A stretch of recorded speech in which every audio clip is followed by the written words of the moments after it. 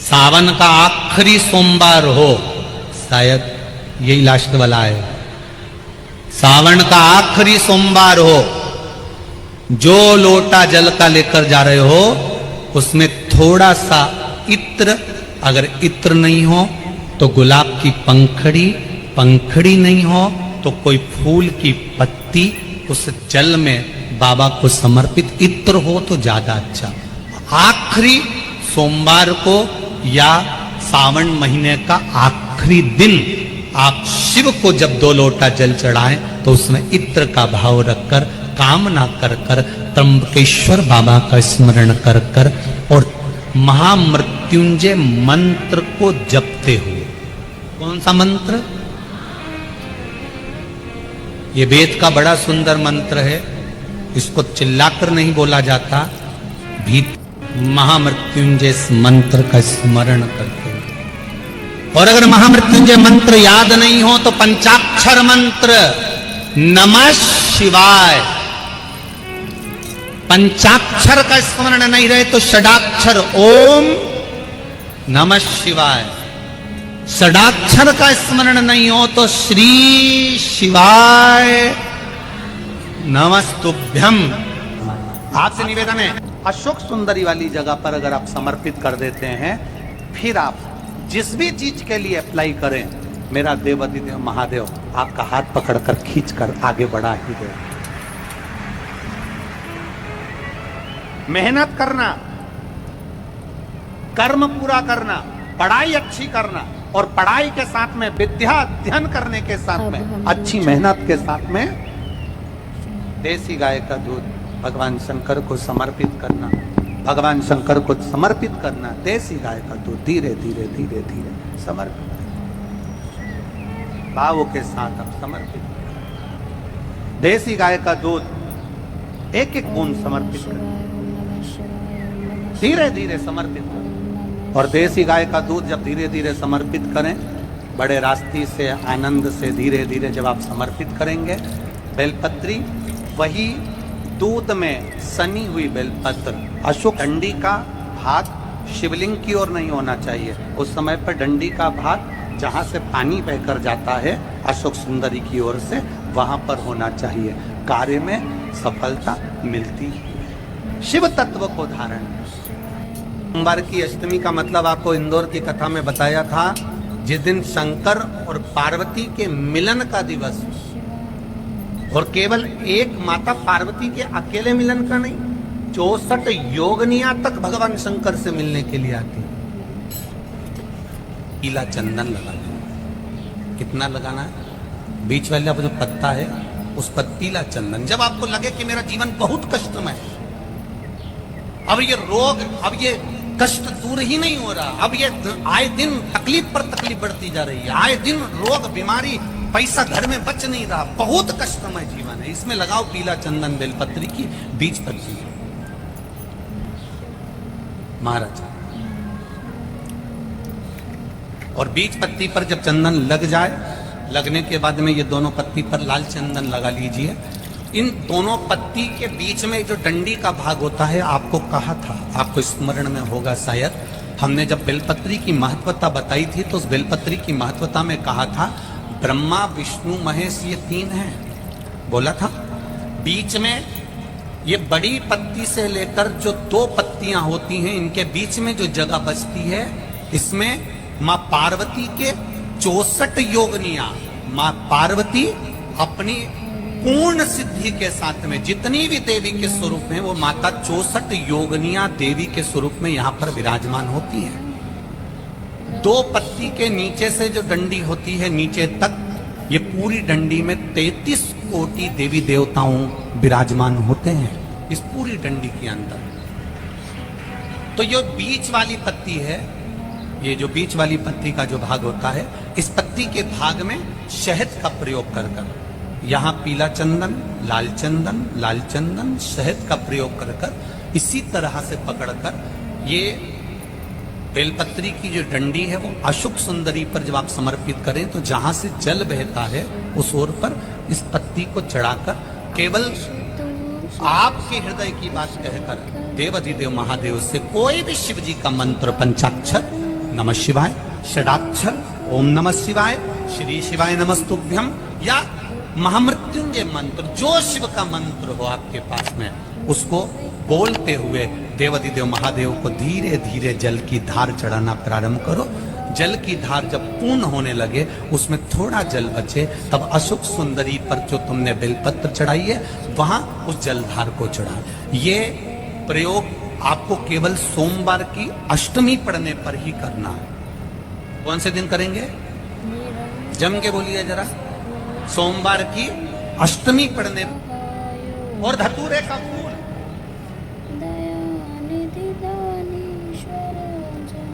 कांटे वाला धतूरा, और उसमें लगने वाला एक पुष्प। आस्था चैनल पर आप लोग देख रहे होंगे धतूरे के फूल का दृश्य। धतूरा और धतूरे का पुष्प, छोटा सा पौधा है, ज्यादा बड़ा नहीं है, कांटा लग रहा है, धतूरा लग रहा है, और उसमें भी साधारण धतूरा नहीं, जिस धतूरे के नीचे की डंडी लाल कलर की होती है, अगर वो सोमवार की अष्टमी को देवाधिदेव महादेव को समर्पित करी जाती है तो उसके घर में कभी संपदा की कमी नहीं होती है। वो धतूरा साधारण नहीं। धतूरे में भी लाल डंडी, जैसे धतूरा गोल होता है उसके नीचे छोटी सी डंडी, देखा है आप लोगों ने? अरे देखी कि नहीं देखी बोलो? धतूरा देखा है ना? धतूरे के अंदर एक नीचे छोटी सी डंडी होती है, जब तोड़ोगे तो वो डंडी का कलर अगर लाल है, वो डंडी का कलर अगर लाल है, और कभी हम तो कहेंगे जैसे बड़ी बीमारी जिसको हो जाती है, लीवर, किडनी, कैंसर आदि आदि बड़ी बीमारियों से जो जूझ रहा होता है, प्रयास करो, प्रयास महामृत्युंजय का जाप कर कर, महामृत्युंजय का स्मरण कर कर, एक लाल डंडी का धतूरा प्रयास करना। एक धतूरा मिल जाए या 5 धतूरे मिल जाए, किसी भी एकांतेश्वर महादेव पर, जो शिव मंदिर एकांत में हो, जहाँ कोई जाता आता नहीं हो। वैसे तो अब बहुत मुश्किल है कि ऐसा मंदिर मिल जाए जहाँ कोई जाता आता नहीं। पहले की बात दूसरी है, अब बात दूसरी है। फिर भी कहीं आप रोड पे से निकल रहे हो, एकांतेश्वर महादेव अगर आप कहीं दिख जाए, बहुत बीमारियों से ग्रसित हो, तो भी महामृत्युंजय जाप का स्मरण कर कर, या किसी विद्वत ब्राह्मण जन से महामृत्युंजय मंत्र का जाप कराकर, या भगवान शिव के मंत्र का जाप स्वयं कर कर, वो भी ना बने तो पंचाक्षर मंत्र नमः शिवाय, षडाक्षर मंत्र ओम नमः शिवाय, या श्री शिवाय नमस्तुभ्यम जप कर वो लाल डंडी का धतूरा 5 एकांतेश्वर महादेव को आप समर्पित कर सकते। रोग थम जाएगा, जो दवाई खाओगे वो शरीर को लगना प्रारंभ हो जाएगी और आप स्वस्थ में होने वाली थी सावन की पहली, और मालूम पड़ा कि वो कथा छत्तीसगढ़ की पवित्र धरा पर है।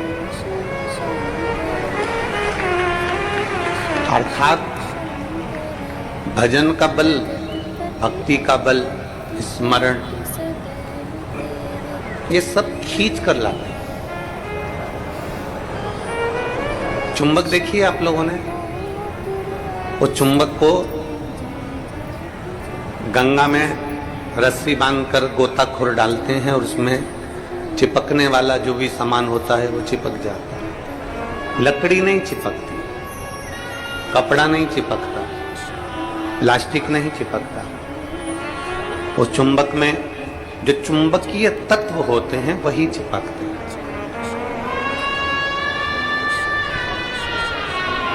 हम तो ये मानते हैं कि सावन के महीने में भी भोलेनाथ, एक जैसे लोग गंगा जी में चुंबक फेंकते हैं और उसमें जो चिपक गया वो चिपक गया, उसी तरह भोलेनाथ भी सावन के महीने में शिव महापुराण रूपी चुंबक को डालकर हिलाते रहते हैं। किसके भाग्य में है और कितने लोग चिपक सकते हैं ये उसी को मालूम है।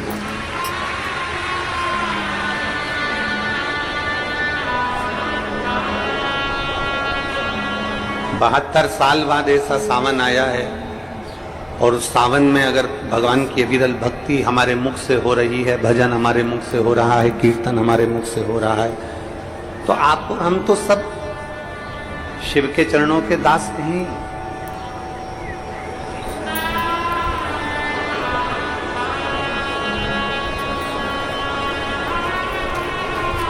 कहते हैं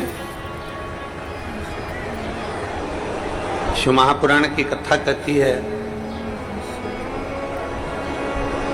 नौकरी ऐसी होना चाहिए, सर्विस ऐसी होना चाहिए जहां जाने का मन करे।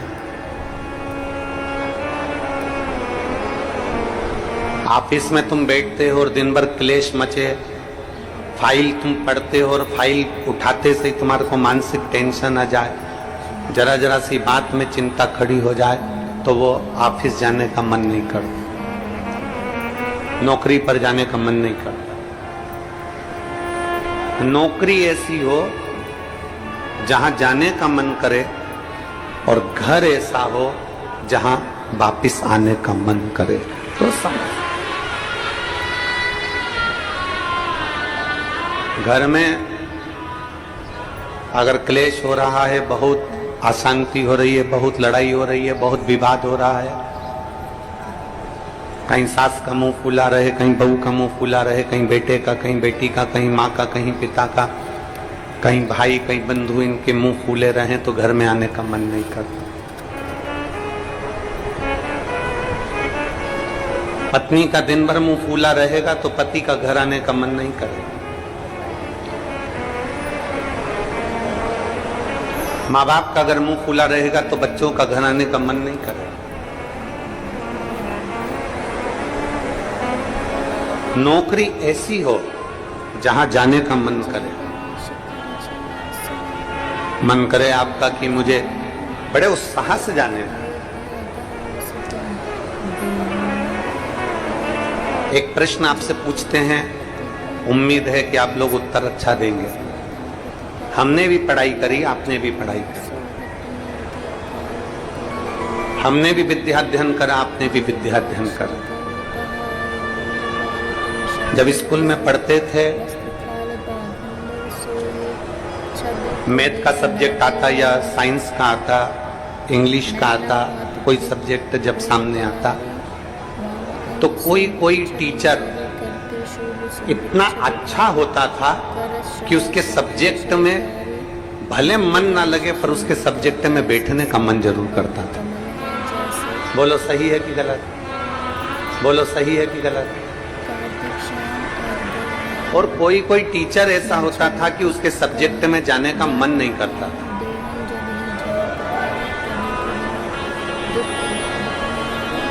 उनके सब्जेक्ट में जाने का मन नहीं करता। कोई टीचर इतना अच्छा, बहुत प्रेम से, बहुत स्नेह से, बहुत लाड़ प्यार से पढ़ाता है, बहुत स्नेह से पढ़ाता है तो उसके यहाँ जाने का मन कर जाता है। और कोई कोई टीचर ऐसा होता है कि वो पढ़ाता है पर उसके अंदर इतना क्रोध, इतना गुस्सा है, कहीं मारना, कहीं ठोकना, कहीं अपशब्द कहना, कहीं कुछ कहना, तो मन ही नहीं करता कि उस टीचर के पास में जाकर बैठा। पढ़ना है आपको, सारे सब्जेक्ट पढ़ना है आपको, और प्रत्येक सब्जेक्ट को आपको तैयार करना है, प्रत्येक सब्जेक्ट आपको पढ़ना है, पर आप उस टीचर के सब्जेक्ट में नहीं जाओ। प्रत्येक सब्जेक्ट आपको पढ़ना है, प्रत्येक सब्जेक्ट आपको धारण करना है, पर आप उसके सब्जेक्ट में नहीं पहुंचो। बस जैसे स्कूल में कोई टीचर अच्छा है तो उसके सब्जेक्ट को पढ़ने के लिए आप जरूर जाते हो, उसी तरह नौकरी ऐसी हो जहां जाने का मन करे आपका।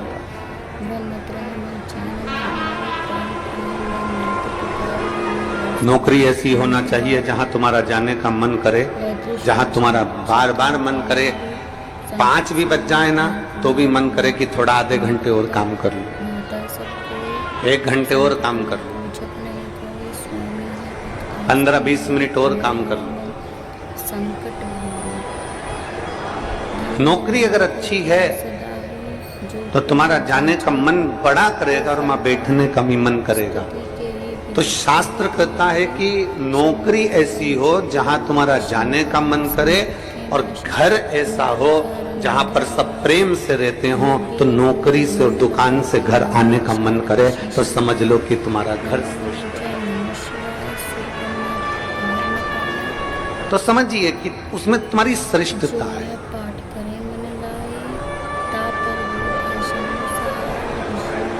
जरा जरा सी बात में अगर क्लेश हो रहा है, जरा जरा सी बात में अपशब्द बोले जा रहे हैं, तो वो श्रेष्ठता नहीं।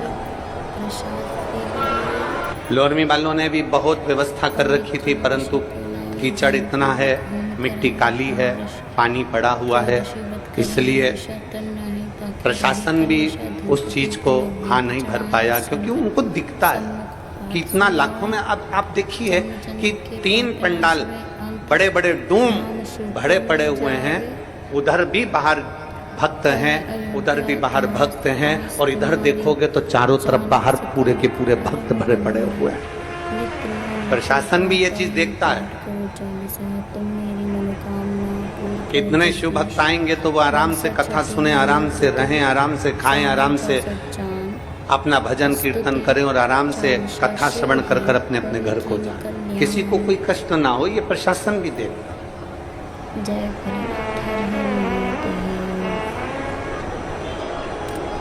21,600 श्वास में से